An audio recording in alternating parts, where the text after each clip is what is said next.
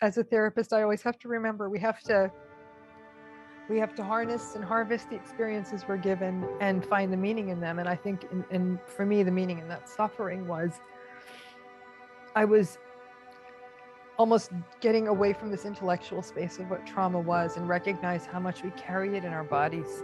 It's happened to me. So to sit here and say, I'm sorry it's happened is a fool's errand. And I do my own work. I'm obviously in therapy, but how to also have harnessed it as a place to connect with other people's experience through my writing, through what I do in MedCircle, through obviously my own speaking, and how I connect with clients.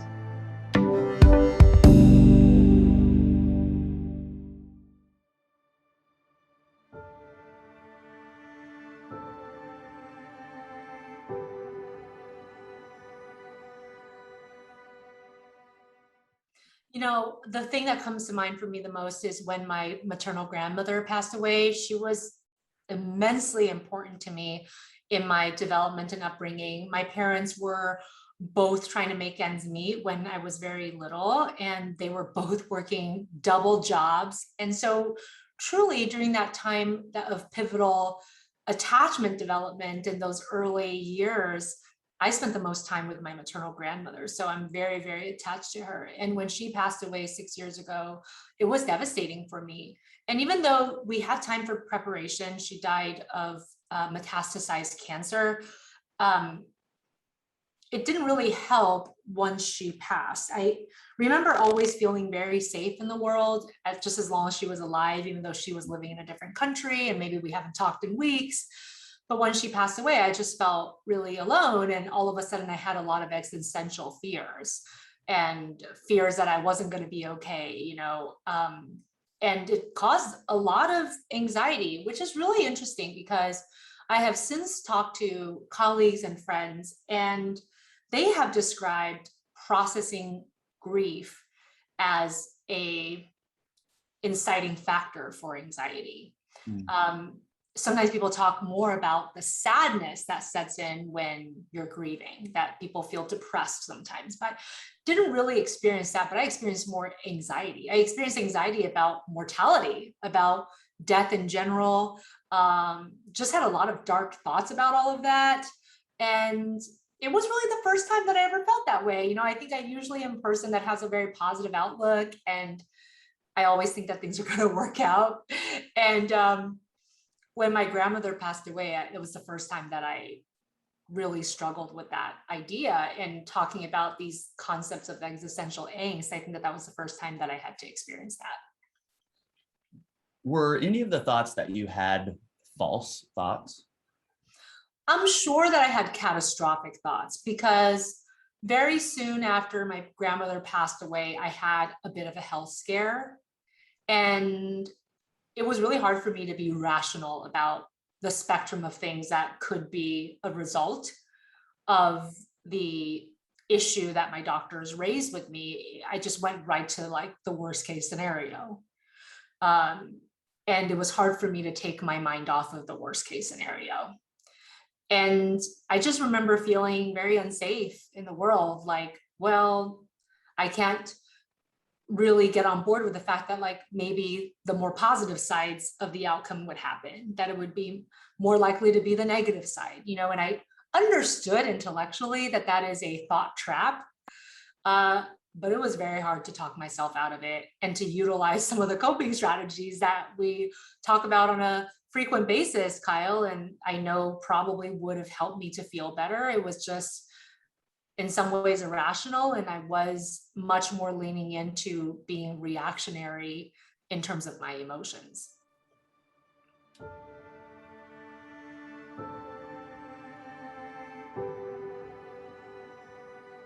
Yeah.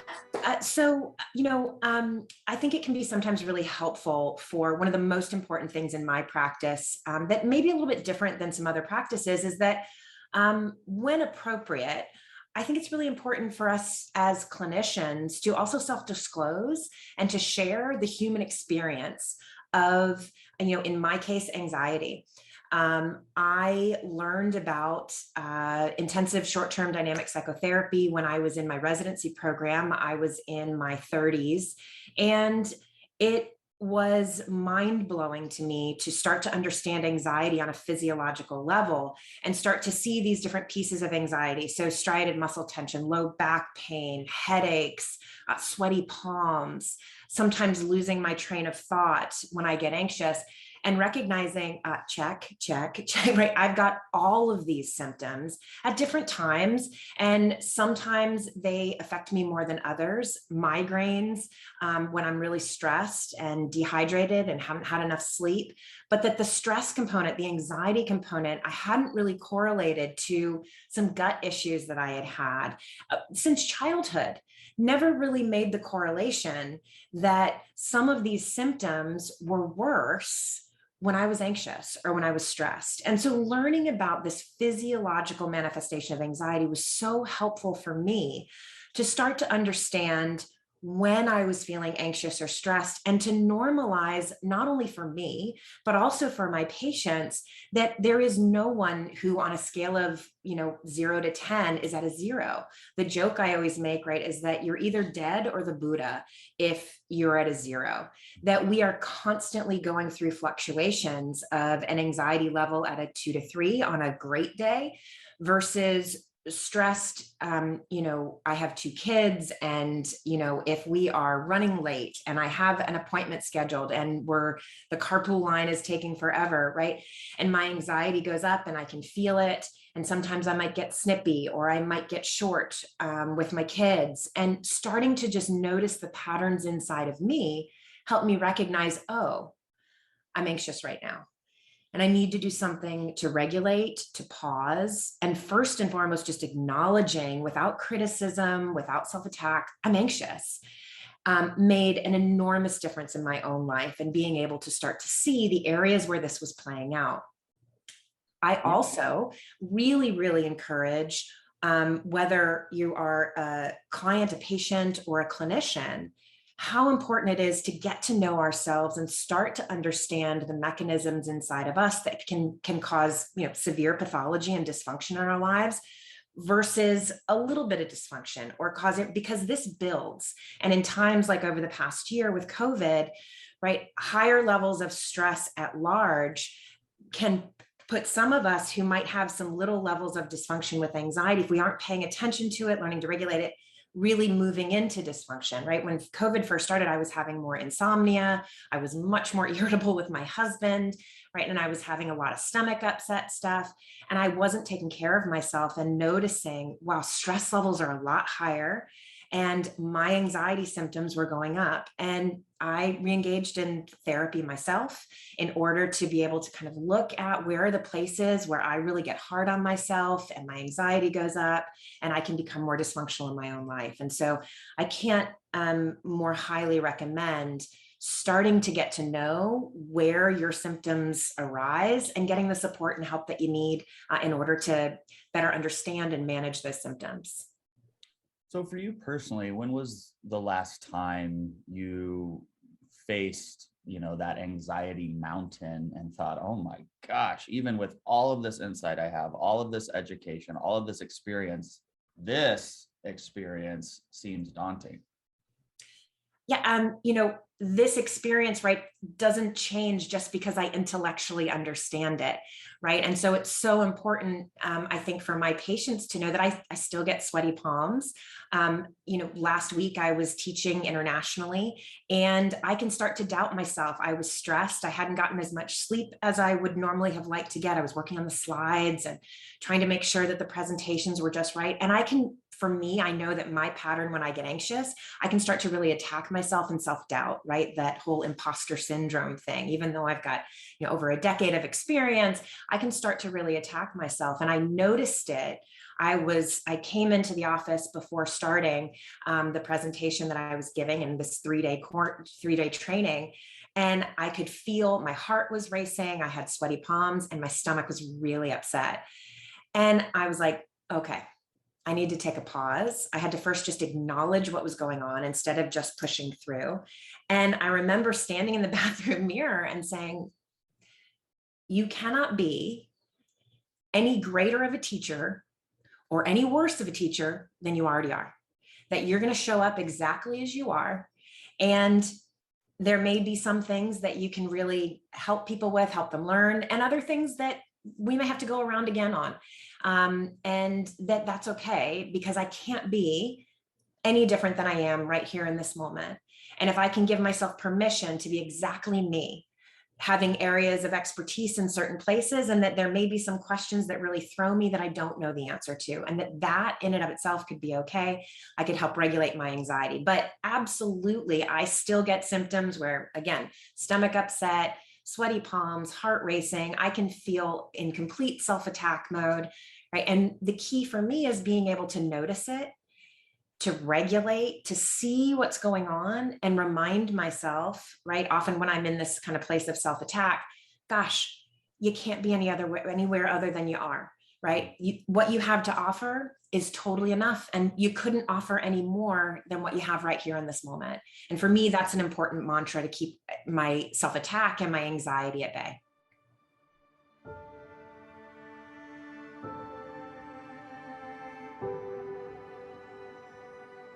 So about a year ago, I gave birth to my son. And from the people that I had spoken to, giving birth is supposed to be a really magical and wonderful experience. And I had heard that, it can be complicated and it's a big change, so it can be hard. And so I was trying to be ready for anything. When I gave birth to my son, I was terrified. I was terrified because not the first thought, but one of the first thoughts once we were, in our hospital room was, what did I do? And that fear and that kind of confusion lasted for a while. It got in the way of me feeling connected to my son. It got in the way of me feeling like this was a positive experience. As the days went on, the fear started to subside a little bit, but more complications, or what felt like complications, started to come up, one of which was breastfeeding. And, people will talk about how uncomfortable it is, how hard it is, how some babies have difficulty latching. For me, it was kind of the opposite. My body and my son were so in tune with each other that my body decided that it was going to produce more than the necessary amount of milk for my son. And this was actually quite hard because when I would breastfeed, he would get overwhelmed with the amount of milk that he was getting, and he would choke. And so the one thing that I thought that I was supposed to do as a mother, which was breastfeed, I couldn't do it properly. And so not only did I feel this bond, not only did I not feel this bond that I thought I was supposed to feel with my newborn son, but the pressure that I was putting on myself is the one responsibility I have for him is to breastfeed him, and I couldn't even do that properly. And I remember really, really struggling and feeling isolated in this. And anyone that I would talk to, they would either try to make it better and say, oh, don't worry, it will resolve itself. Or people would say things like, well, at least you have the milk to give him. But I felt like I couldn't do it right. And there was nothing that I thought that I could do to fix it because my body was just doing what my body thought it had to. And so the days went on and they felt long and they felt hard. And I remember one day just thinking to myself, I am failing my son and I am a failure.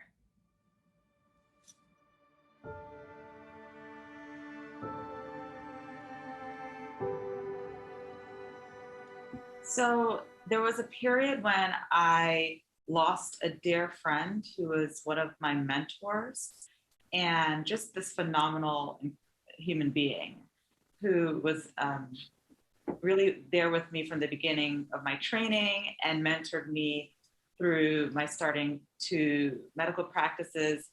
And I learned of his cancer diagnosis around the holidays, around Thanksgiving, and within weeks he passed away.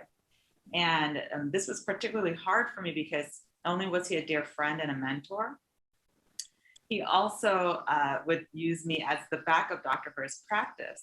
And so when he went on vacation or when he, had to take leave, I saw his patients. And so when he passed suddenly, I inherited his entire practice.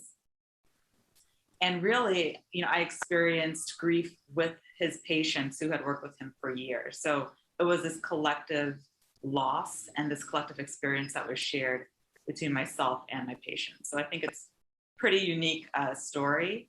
And it was really, a landmark time in my life where I had to pull on past strengths and my resilient traits to get through it for myself and for my patients. What type of emotions were you feeling when you were moving through this loss? Intense sadness. And, this was a sadness that I could truly empathize with my patients. A lot of times, you try to put yourself in your patient's shoes. And for, the first time, I think I could experience an identical situation with my patients, like truly empathize with them, because I was going through the loss as well. And so that was, intense sadness, due to grief. And, if you want to use a pathological term, you may want to use the word like, an acute stress reaction, but, this was grief. And I think had it not been for, resilient traits and other tools that I used, it could have developed into a depression. How did this loss affect other areas of your life? Well, at the time, I was a new mom. My child was, just about a year old, and this mentor helped to name my child. So, this is a very close friend. And so, I think it impacted the fact that I was losing more like a family member. And, I was a new mom, so there were a lot of changes in my life to begin with. I, was a recent graduate, so I was starting my own practice. So there were a lot of things going on, entrepreneur, new mother, and also, I was filling in literally his shoes for his patients. So I think it impacted just about every area of my life. Did any lessons learned come from going through all of this? I think what was really helpful and therapeutic for me was to pull on my other mentors for strength, right? And luckily, I was in this community of psychiatrists, psychologists, therapists, nurses, who all, we all collectively felt this loss. And so I think sharing with others and reaching out to others, it was kind of our own like group grieving therapy, right? And that for me was so powerful. And honestly, I don't think I would have been able to get through that period without, the strength of that community.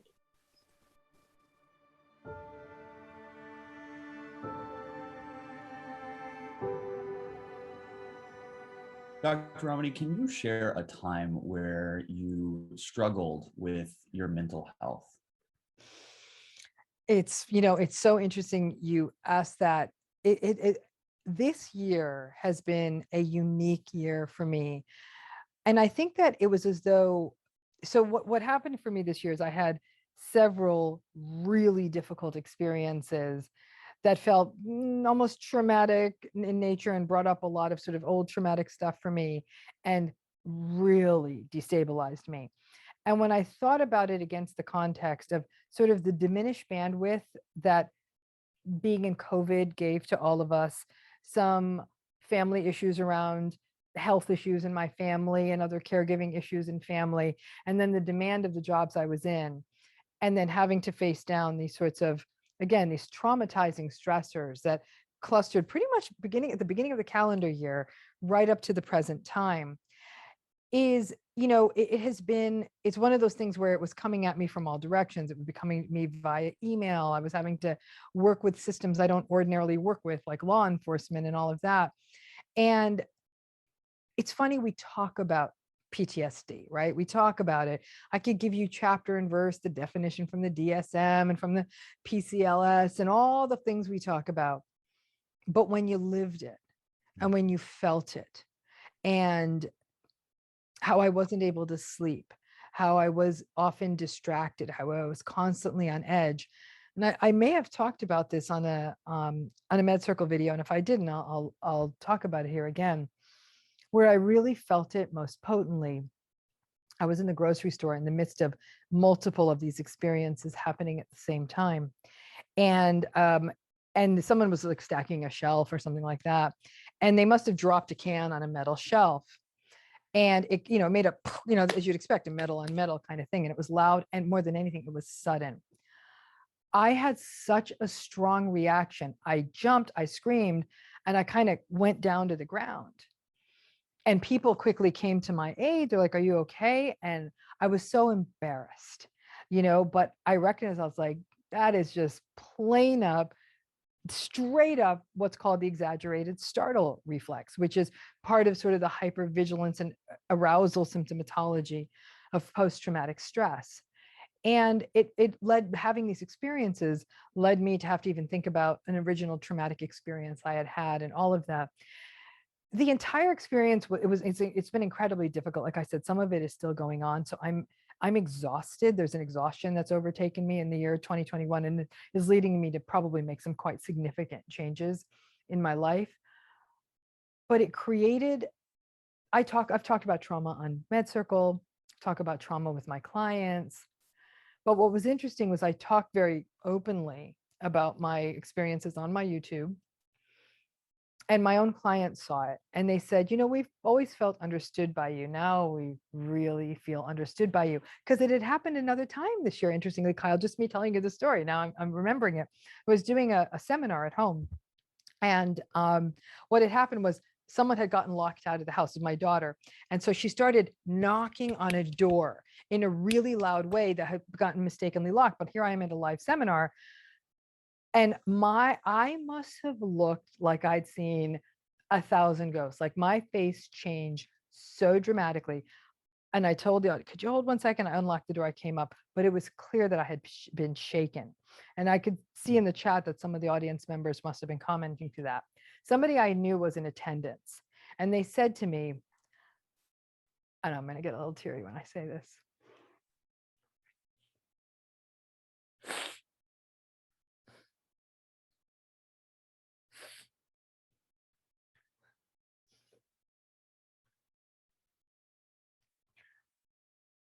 "I knew you had been through some stuff, but I didn't get it till I saw you react." And it really reminds you that when stuff happens in a life and then things happen again to remind you of them, it's like an echo that never quite stops. And as a therapist, I always have to remember we have to harness and harvest the experiences we're given and find the meaning in them. And I think, and for me, the meaning in that suffering was I was almost getting away from this intellectual space of what trauma was and recognize how much we carry it in our bodies. And like I said, it's been, what are we now, in the 9th month of the year, 8 to 9 months of this year. And so I'm not saying that a person can only be a good therapist if they've been depressed or been a substance user or had a traumatic experience. But it was a strange sort of empathy and experiential booster. It's happened to me. So to sit here and say, "I'm sorry it's happened," is a fool's errand. And I do my own work. I'm obviously in therapy, but how to also have harnessed it as a place to connect with other people's experience through my writing, through what I do on MedCircle, through obviously my own speaking, and how I connect with clients.